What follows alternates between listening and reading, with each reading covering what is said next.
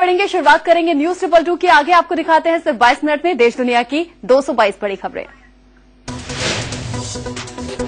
Greater Noida के कसाना में CNG pump पर सेंट्रो कार सवार बदमाशों ने एक बिजनेसमैन को गोली मारी। सीएनजी भरवाने को लेकर हुई थी कहासुनी। गंभीर रूप से जख्मी बिजनेसमैन को हॉस्पिटल में भर्ती करवा दिया गया है। वहीं सेंट्रो सवार बदमाशों की तलाश में पुलिस जुट गई है। यूपी के कन्नौज में एक महिला के साथ गैंगरेप का मामला सामने आया। आरोपी गैंगरेप के बाद महिला को निर्वस्त्र कर पेड़ से बांधकर फरार हो गया। महिला ने गैंगरेप का आरोप एक प्रिंसिपल और उसके 2 साथियों पर लगाया है। पुलिस ने तुरंत मामला दर्ज कर आरोपी को गिरफ्तार कर लिया है। साथ ही महिला का मेडिकल चेकअप करवा रहा है। यूपी के फैजाबाद में हुआ निर्भया कांड जैसी दरिंदगी के बाद इलाके में तनाव का माहौल है। भारी संख्या में पुलिस बल तैनात किया गया है। इससे पहले शाम को पुलिस और लोगों में झड़प हुई थी। लोगों ने पुलिस पर पथराव किया है। साथ ही महिला का मेडिकल चेकअप करवा रहा है। यूपी के फैजाबाद में हुआ निर्भया कांड जैसी दरिंदगी के बाद इलाके में तनाव का माहौल है। भारी संख्या में पुलिस बल तैनात किया गया है। इससे पहले शाम को पुलिस और लोगों में झड़प हुई थी। लोगों ने पुलिस पर पथराव किया। पुलिस ने लोगों को हटाने के लिए लाठीचार्ज और आंसू गैस के गोले छोड़े। दरअसल घर वालों ने मृतक लड़की का अंतिम संस्कार करने से मना कर दिया था। उसके बावजूद पुलिस ने जेसीबी मशीन से रात में गड्ढा करवाकर शव को दफना दिया। बीजेपी कार्यकर्ता पंचायत बुलाने की कोशिश कर रहे हैं जिससे शव को गड्ढे से निकालकर उसका अंतिम संस्कार किया जा सके। पीड़ित परिवार के साथ बीजेपी शिवसेना के कार्यकर्ता भी इंसाफ की मांग कर रहे हैं। तनाव देखते हुए इलाके को छावनी में बदल दिया गया है। गैंगरेप पीड़ित के भाई का आरोप है कि पुलिस ने 4 आरोपियों में सिर्फ एक को ही गिरफ्तार किया है। पीड़ित के भाई के मुताबिक बाकी आरोपियों को बचाने के लिए पुलिस लीपापोती कर रही है। घर वालों के मुताबिक पीड़ित ने आखिरी सांस लेने से पहले खुद 4 दरिंदों के नाम बताए थे। आपको बता दें, पीड़ित लड़की अपने घर से सामान लेने के लिए बाजार जा रही थी। तभी रास्ते में आरोपियों ने बोलेरो गाड़ी से उसे अगवा कर लिया। 4 आरोपी लड़की को बाराबंकी ले गए जहां उसके साथ गैंगरेप के बाद हैवानों ने दरिंदगी को अंजाम दिया। अभी भी 3 आरोपी फरार हैं। कानपुर के कैंट थाने में तैनात पूर्व सीओ अमरजीत शाही को कोर्ट ने 10 साल की सजा सुनाई है। कोर्ट ने अमरजीत शाही को नाबालिग लड़की से रेप का दोषी ठहराया। साथ ही कोर्ट ने अमरजीत शाही पर 50,000 का जुर्माना भी लगाया है। कोर्ट के फैसले के बाद पीड़ित परिवार में खुशी का माहौल है। हालांकि पीड़ित परिवार ने कहा कि वो अमरजीत शाही को आजीवन कारावास की सजा दिलाने के लिए हाईकोर्ट जाएगी। आपको बता दें कि अमरजीत शाही के खिलाफ मार्च 2012 में केस दर्ज हुआ था। उस पर नाबालिग लड़की से रेप और उसके परिवार को झूठे केस में फंसाने की धमकी देने का आरोप था। बिहार के नालंदा में बाढ़ से भीषण तबाही हुई। यहां एक 3 मंजिला मकान ताश के पत्तों की तरह बिखर गया। सोयसराय थाना इलाके में स्थित इस मकान के आसपास कई दिन से पानी जमा था। आशंका है कि पंचाने नदी कई और मकानों पर कहर ढा सकती है। नालंदा में बाढ़ से मरने वालों की संख्या 8 हो गई है। कोलकाता से आए एनडीआरएफ और एसडीआरएफ की टीमें यहां बाढ़ में फंसे लोगों को बचाने में जुटी है। पंचाने नदी का पानी कई गांव में घुस गया है जिससे लोग बाढ़ के बीच फंस गए हैं। बिहार के बगहा में गंडक नदी के आसपास रहने वाले लोग बाढ़ का कहर झेल रहे हैं। सैकड़ों घर बाढ़ के पानी में डूब चुके हैं। लोग पशुओं के साथ नाव पर सवार होकर सुरक्षित जगहों पर पनाह ले रहे हैं। बाढ़ के पानी ने जहां लोगों का आसरा छीना है वहीं खेतों में लगी फसलें भी तबाह कर दी हैं। नदी में उफान की वजह से जमीन कटाव भी तेजी से हो रहा है। बगहा के टाइगर रिजर्व पर भी बाढ़ का खतरा है। टाइगर रिजर्व के अंदर गंडक नदी का पानी घुस जाने से प्रशासन चिंतित है। बिहार के सुपौल में कोसी नदी से हजारों लोग प्रभावित हुए हैं। कोसी का पानी जिले की 3 तहसीलों के सैकड़ों गांव को अपनी चपेट में ले चुका है। लोग पलायन को मजबूर हैं। उनके सामने पीने के पानी और खाने की समस्या पैदा हो गई है। यूपी के सीतापुर में बाढ़ से हालात लगातार बिगड़ रहे हैं। कई गांव में बाढ़ का पानी घुस गया है। प्रभावित गांवों का जिले के मुख्य मार्ग से संपर्क टूट गया है। बाढ़ के पानी की वजह से सैकड़ों लोग प्रभावित हुए हैं। लोगों के पलायन का सिलसिला जारी है। यूपी के गोंडा में 3 दर्जन से ज्यादा गांव बाढ़ की चपेट में हैं। बाढ़ ने 20,000 से ज्यादा लोगों को बेघर कर दिया है।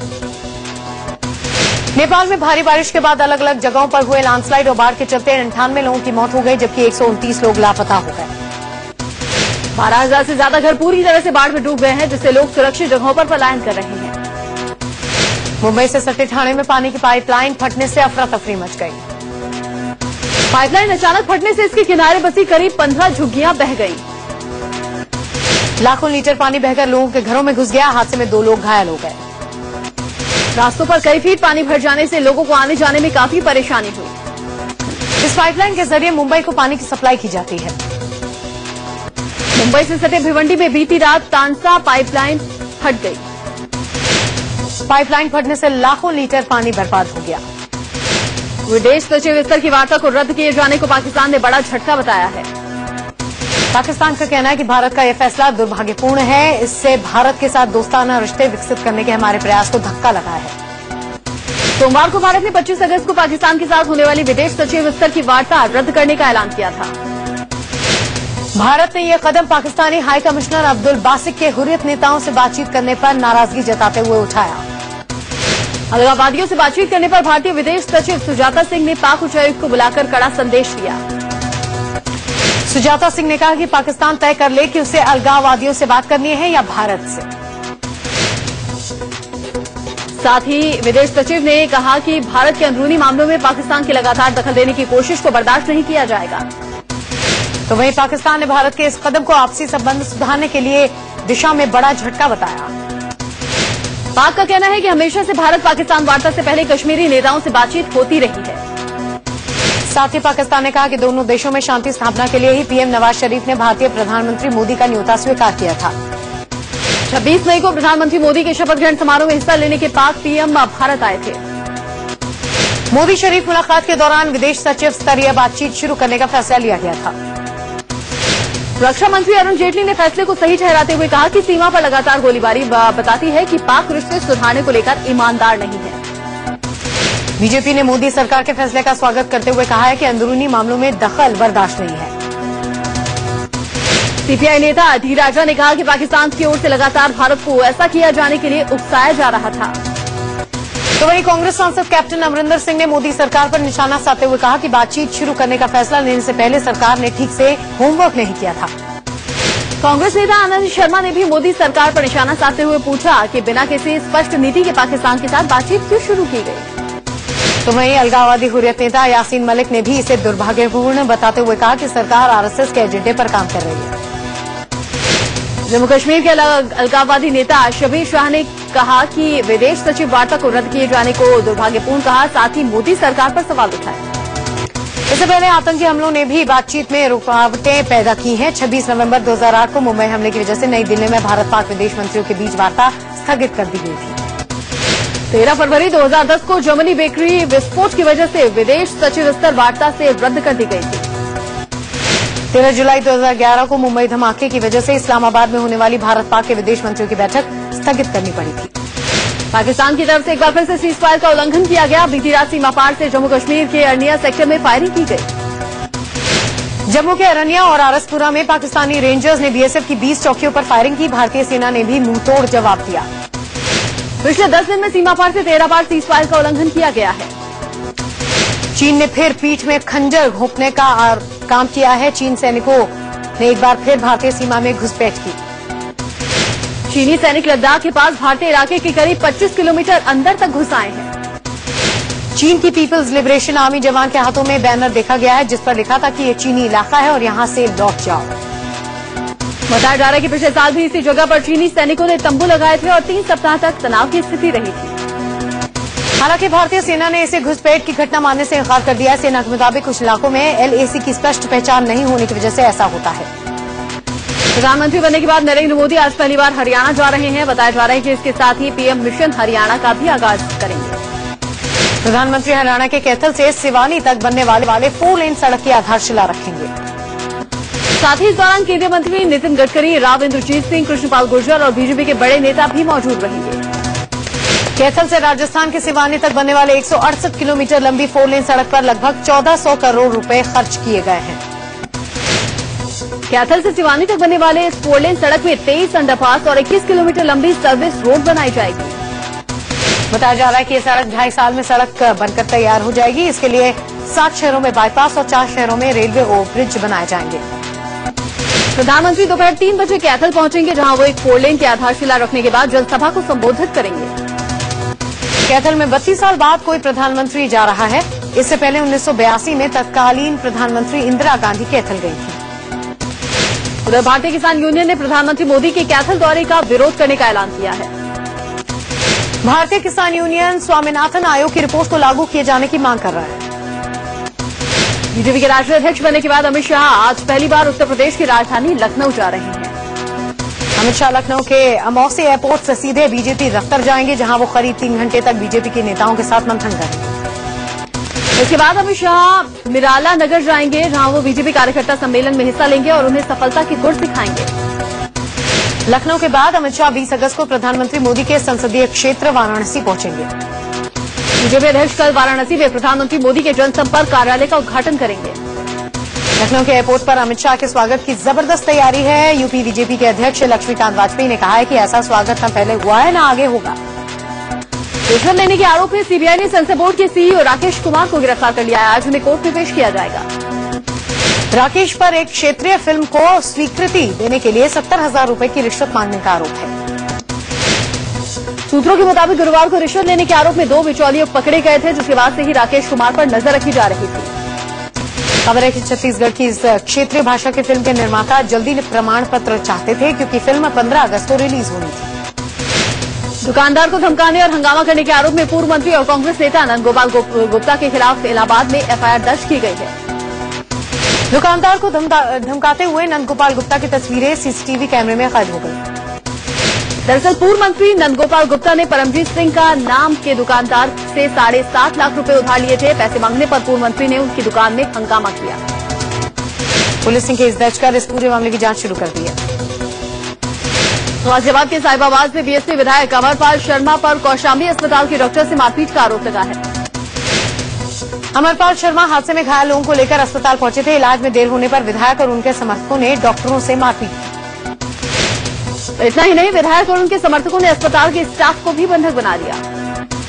लखनऊ में विधानसभा के गेट नंबर 2 में एक संदिग्ध शख्स ने ताला तोड़कर अंदर घुसने की कोशिश की।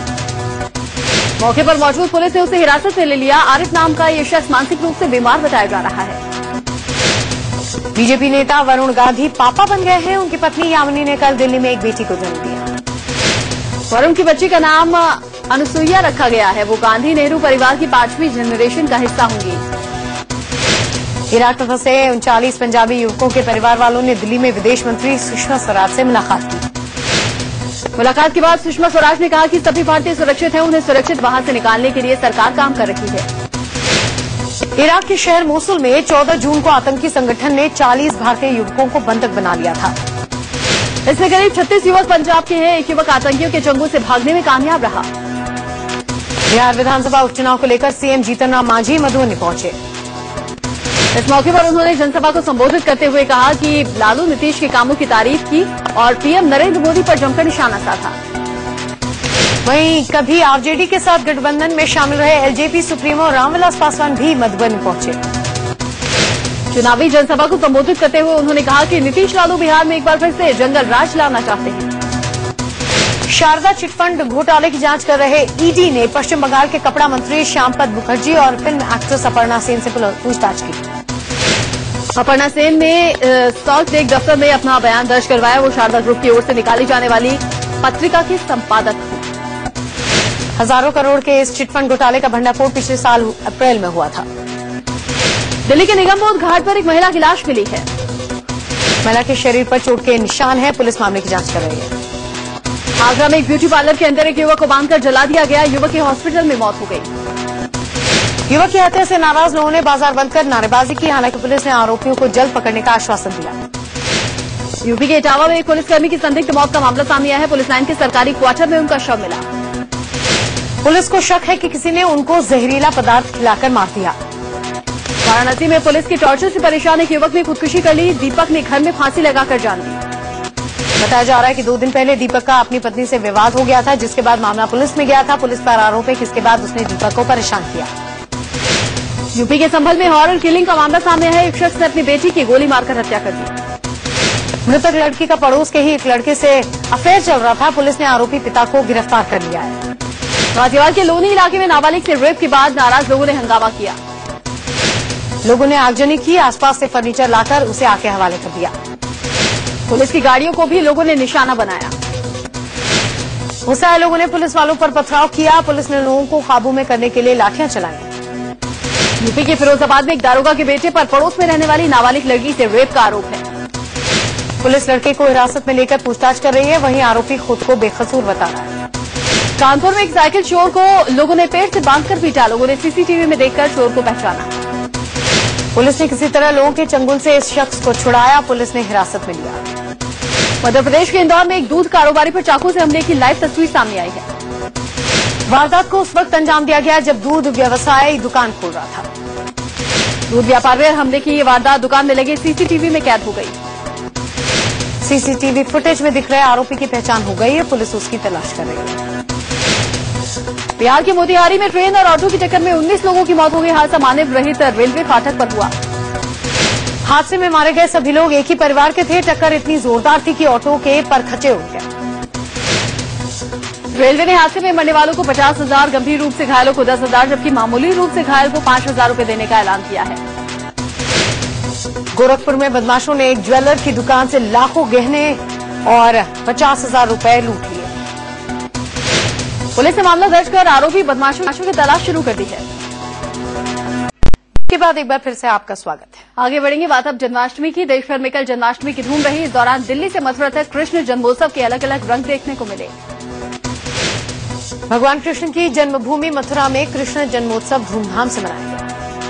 रात 12 बजे जैसे ही भगवान कृष्ण का जन्म हुआ, चारों तरफ का माहौल बाल गोपाल के जय जयकार से गूंज उठा। इस मौके पर व्रती महिलाओं समेत वहां मौजूद भक्तों ने मंगल गीत और सोहर गाए। इससे पहले शाम के वक्त से ही मथुरा में लोगों की भीड़ जुटने लगी थी। रात 10:45 पर गणेश जी के साथ नवग्रह का पूजन किया गया। करीब 11:50 पर मंदिर के कपाट बंद हो गए। लोगों का उत्साह और बढ़ गया। ठीक 12 बजे जैसे ही पर्दा उठाया गया, भक्तों ने भगवान श्री कृष्ण के बाल रूप के दर्शन किए। जन्म के तुरंत बाद पंचामृत से अभिषेक किया गया। पूरा कार्यक्रम करीब 20 मिनट तक चलता रहा। इसके बाद भगवान कृष्ण की श्रृंगार आरती और प्राकट्य आरती की गई। जन्मोत्सव के दौरान पूजा के इस विधि विधान के लिए 11:45 से 12:50 तक का वक्त तय किया गया था। वृंदावन में भी कृष्ण जन्मोत्सव भव्य तरीके से मनाया गया। यहाँ के प्रेम मंदिर में भारी भीड़ उमड़ी। वृंदावन के प्रेम मंदिर में भी भगवान कृष्ण के जन्म के बाद उन्हें पंचामृत से स्नान करवाया गया और आरती हुई। प्रेम मंदिर में जन्म से पहले भक्तों ने नाच गाकर भगवान बाल गोपाल का स्वागत किया। दिल्ली और एनसीआर में कई इस्कॉन मंदिरों में भी कृष्ण जन्माष्टमी की रौनक नजर आई। इस्कॉन मंदिर में जन्म के बाद लड्डू गोपाल का महाअभिषेक किया गया। फिर भगवान को 56 भोग लगाया गया। जन्माष्टमी के मौके पर दही हांडी उत्सव की भी धूम देखने को मिली।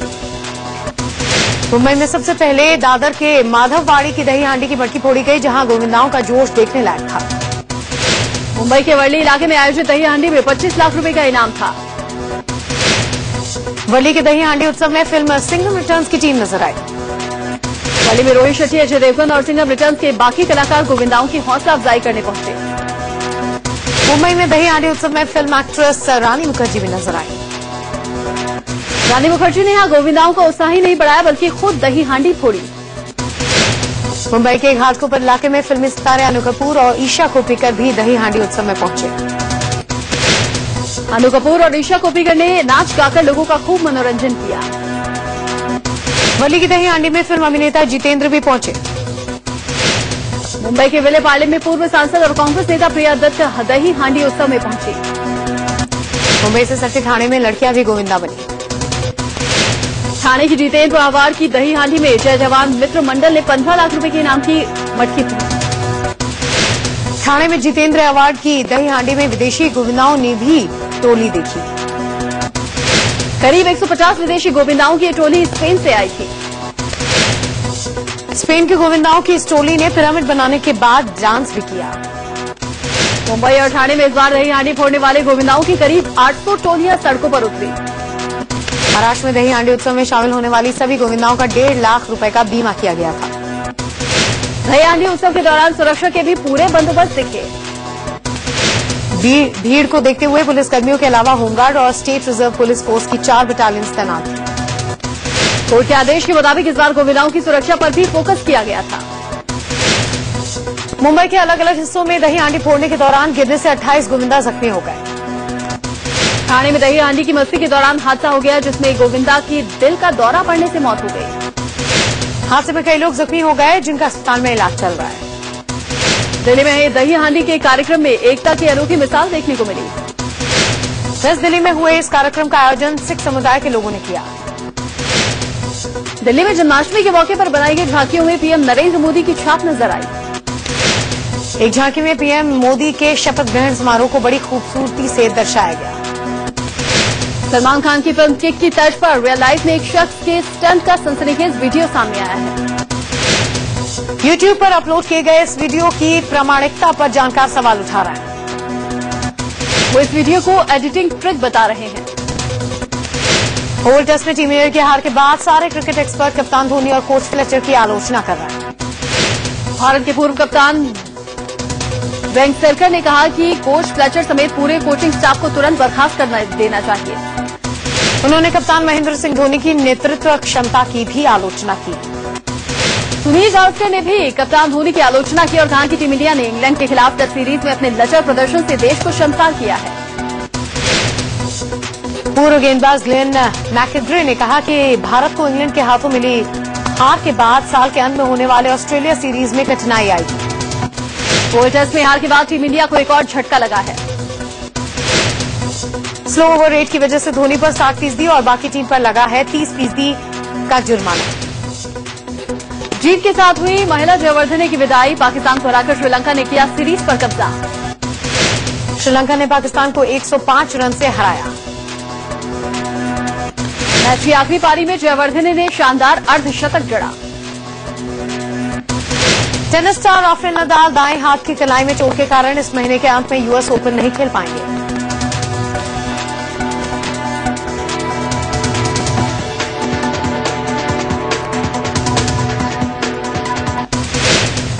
और इसी के साथ फिलहाल न्यूज रिपोर्ट में इतना ही, लेकिन बाकी खबरों के अपडेट के लिए आप देखते रहिए इंडिया न्यूज।